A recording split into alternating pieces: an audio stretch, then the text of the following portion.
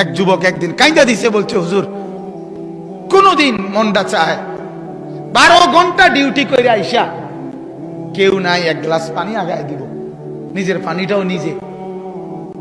বিদেশটা এমন না? সে কি আর বলে? বাড়িওয়ালাদেরকে তো বুঝতে দেয় না, মা কানবে, বউ অভাব চিন্তা করবে, এই জন্য বলে না,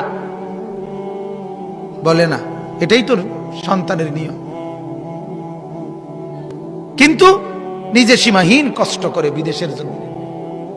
আমার কষ্ট লাগছে দেখে, আমি হজ উমরায় গেছি যে সৌদি আরব, আগে কতবারই দেখছি, এরা নিয়ে যায় দাওয়াত দিয়ে দিয়ে তাকে রুমে, এই ছোট্ট গদ্দুর জায়গার মধ্যে কষ্ট করে থাকে।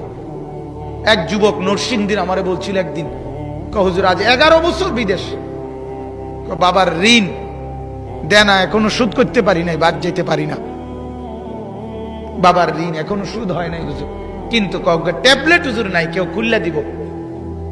12 ঘন্টা ডিউটির পরে মনটা চায় রাস্তা শুয়ে লাই, পরিশ্রমের কারণে ক্লান্তিতে মনটা চায় যা এনে শুয়ে থাই, খানা দানার কিচ্ছুর ঠিক ঠিকানা নাই, এত কষ্টের টাকা। আর তার ছেলেটা, তার বউটা, তার মেয়েটা এখানে মোবাইলে, ওই বেডি পাউডারে, ওই বেডি মার্কেটে, সব শেষ, সব শেষ। এই জঙ্গলি এখানে উলঙ্গ ছবি দেখে দেখে তার বাবের কষ্টের রক্তের পানি টাকা শেষ করে দিতে।